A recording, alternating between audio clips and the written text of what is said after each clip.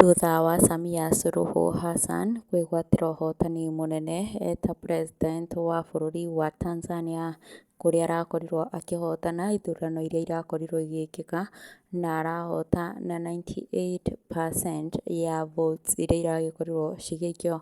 Rĩu nĩarĩkĩte kwamũkĩra certificate ya gũtuĩka president tamu ya kerĩ, na maya mokĩte o rĩrĩ andũ a kũrĩa Tanzania mararegana na gĩthurano kĩu na magathiĩ na mbere na mũgomo wao.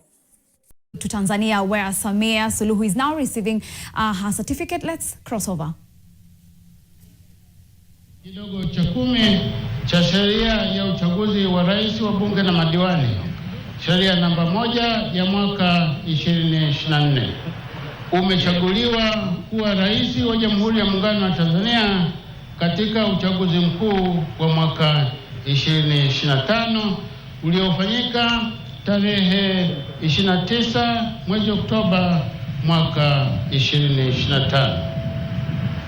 Naomba sasa nikukabidhi hati ya kuchaguliwa kuwa rais wa Jamhuri ya Muungano wa Tanzania.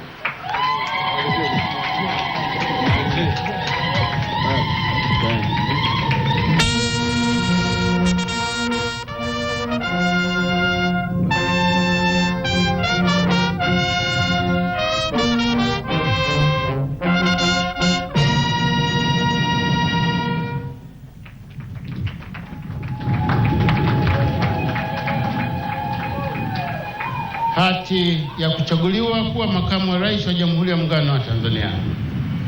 Ndugu Dr. Emmanuel John Nchimbi wa Chama cha Mapinduzi CCM, kwa mujibu wa ibara ya 47 ndogo ya pili ya Katiba ya Jamhuri ya Muungano wa Tanzania ya mwaka 1977 na kifungu cha 47 cha sheria ya uchaguzi wa rais, wa bunge na madiwani.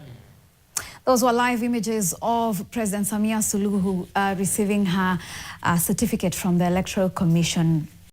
Thutha wa seneta wa kũrĩa Nandi County nĩwe Cherangai ũkĩona ũhotani ũcio wa Samia Suluhu Hassan kuma kũrĩa mwena wa Tanzania, nĩeyumĩria na kũgerera akaunti yake ya X agĩkorwo akĩmwandĩkĩra ndũmĩrĩri. Andĩkĩte na kuga, "Congratulations His Excellency Suluhu for winning against Samia in the Tanzania general elections, including getting 270 parliamentary seats against 272 seats.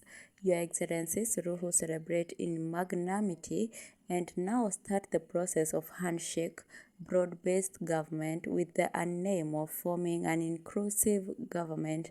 Now also start the process of writing a new constitution to reflect the wishes of the people of Tanzania.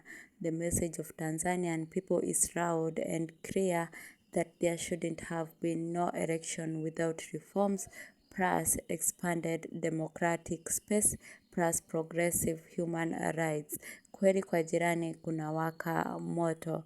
Iyo nĩ ndũmĩrĩri ya Cherangai, na ũrĩa nĩ seneta wa kũrĩa mwena wa Nandi, akĩandĩkĩra Samia Suluhu Hassan, na ũrĩa warĩkia kũiyũkia ũhotani kũrĩa mwena wa Tanzania, na ũũ ũkĩte thutha wa Gen Z ya kũrĩa bũrũri ũcio wa Tanzania gũthiĩ na mbere na mũgomo wao, makĩenda thirikari yambe ĩrũgamie ithurano icio na matige gũtangatha ũrĩa ũragĩkorirwo akĩhotana. Kuonekana thirikari nĩratũmĩrire hinya mũingĩ kuona arĩa maragĩkoragwo me opposition othe maragĩkoretwo manyitĩtwo, na koguo Samia Suluhu Hassan aragĩkorirwo eika thĩinĩ wa ballot box. Koguo nĩ ũndũ ũthiĩte na mbere gũtumũra ciũria nyingĩ mũno gũkũ nenda-inĩ cia ũkinyanĩria, na tũreterera tuone kana maũndũ nĩmegũkorwo makĩhorera, kuona nginya internet mwena ũcio wa Tanzania nĩyagĩkorirwo ĩgĩthimwo, nyũmba cia andũ matiganĩte no irathiĩ na mbere gũthũkangio nĩ Gen Z arĩa maugĩte matiragũagũa na maragĩthiĩ ona mbere gũgĩthiĩ na mũgomo ũcio. Rĩu ndũmĩrĩri ĩno ya Senator Kiprotich Arap Chelangai nĩ ĩthiĩte na mbere gũtuthũra ciũria nyingĩ.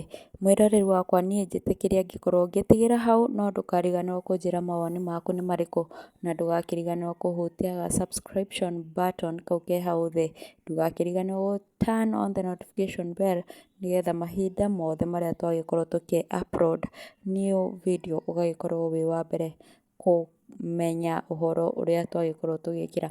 Ngũkwendithĩria mahinda mega nginya hĩndĩ ĩyo ĩngĩ twendithanio nĩ Mwene Nyaga. Bye bye.